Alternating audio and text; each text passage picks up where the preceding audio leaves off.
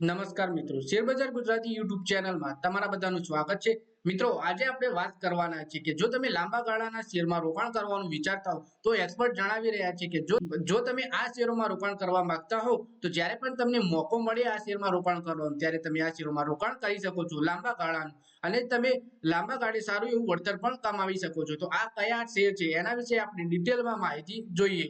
તો મિત્રો, આપણે સૌથી પહેલા શેર વિશે વાત કરીએ તો યુબીએસ એ ઝોમેટોની ટાર્ગેટ પ્રાઇસ 195 રૂપિયાથી વધારી 250 રૂપિયા કરી દીધી છે અને આ સ્ટોક પર બાય રેટિંગ યથાવત રાખી છે. બ્રોકરેજ હાઉસનું કહ્યું છે કે company quick commerce business growth અને માર્જિન ક્ષમતાથી ઓછી આંકવામાં આવી છે. યુબીએસ એક્સપર્ટને આશા છે કે કંપનીની એબીટા માર્જિન 9% સુધી પહોંચી જશે, જે સામાન્ય સંમતિ કરતા લગભગ 2 ગણું છે. 16 એપ્રિલના રોજ બીએસઈ પર સ્ટોક 186 રૂપિયા અને 75 પૈસાના ભાવ પર બંધ થયો. એટલે કે પહેલો શેર ઝોમેટોનો છે. બીજા શેર વિશે આપણે વાત કરીએ, પછી આપણે ટીસીએસ એટલે કે ત્રીજા શેર વિશે વાત કરીએ તો બ્રોકરેજ ફર્મ જેપી મોર્ગને ટીસીએસ ને ઓવરવેટિંગમાં અપગ્રેડ કરી દીધું છે. તેની ટાર્ગેટ પ્રાઇસ 4000 રૂપિયાથી વધારી 4500 રૂપિયા કરી દીધી છે. જેપી મોર્ગને ટીસીએસ ને ક્રોસ સાયકલ ચેમ્પિયન કહે છે, જેને શોર્ટ ટર્મમાં ખર્ચ ટેક આઉટ ડીલ્સ અને મિડ ટર્મમાં ડિક્શનરી ડિજિટલ ટ્રાન્સફોર્મેશન ડીલ્સમાં ફાયદો થશે.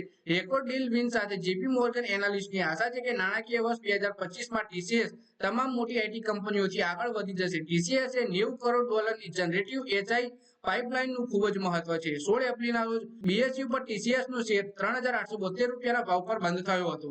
પછી મિત્રો, આપણે વાત કરીએ એક્સાઇડ ઇન્ડસ્ટ્રી વિશે.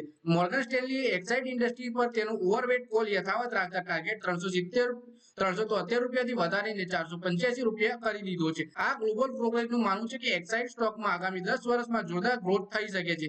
મેડ ઇન ઇન્ડિયા ઈવી માટે સરકારનો સપોર્ટ કંપનીને બેટરી સેલ લોકલાઇઝેશન લીડિંગ પ્લેયર બનાવવામાં મદદ કરી શકે છે. 16 એપ્રિલના રોજ આ સ્ટોકમાં 52 વીક હાઈ 470 રૂપિયા 55 પૈસાએ સ્પર્શ્યો હતો, પરંતુ વધારાને યથાવત રાખવામાં નિષ્ફળ રહ્યો અને બીએસયુ પર 459 રૂપિયા ઉપર બંધ થયો હતો આ શેર.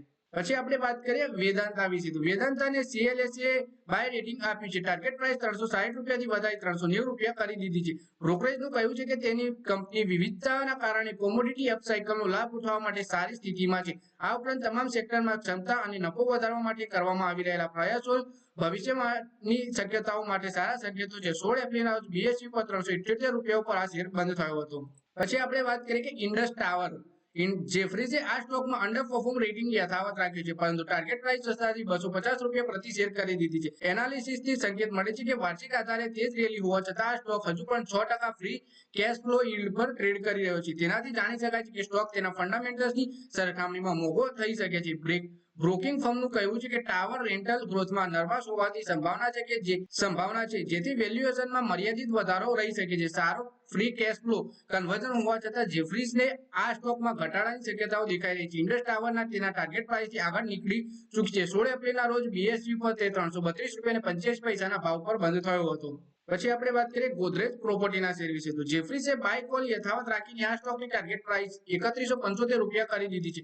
ગોદરેજ પ્રોપર્ટીઝનું ક્વાર્ટર ફોરનું પ્રી સેલ્સ 9500 કરોડ રૂપિયા સાથે લિસ્ટેડ ડેવલપરમાં સૌથી વધુ હતું. સમયસર જમીન અધિગ્રહણ અને હૈદરાબાદના માર્કેટમાં ઝંપલાવવાનો અર્થ છે કે નાણાકીય વર્ષ 2025માં હાઈ બેઝ ગ્રોથ જોઈ શકાય છે. બ્રોકરેજ હાઉસની આશા છે કે નવો પ્રોજેક્ટ પૂર્ણ થયા બાદ વધારે માર્જિન જોવા મળશે. બીએસઈ પર 16 એપ્રિલના રોજ આ શેર 2606 રૂપિયા ઉપર બંધ થયો હતો. પછી મિત્રો, આપણે છેલ્લા શેર એટલે કે મારુતિ સુઝુકી વિશે પણ વાત કરી લઈએ. મોર્ગન સ્ટેનલીએ મારુતિ સુઝુકીને ઓવરવેટ કોલ યથાવત રાખીને ટાર્ગેટ પ્રાઇસ 14322 રૂપિયા કરી દીધી છે. બ્રોકરેજ જણાવે છે કે ઈવીએસમાં ગ્લોબલ મંદી એ સાબિત કરે છે કે કંપનીની પાવર ટ્રેન સ્ટ્રેટેજી હાલની સ્થિતિ સામે લડવા માટે સારી છે.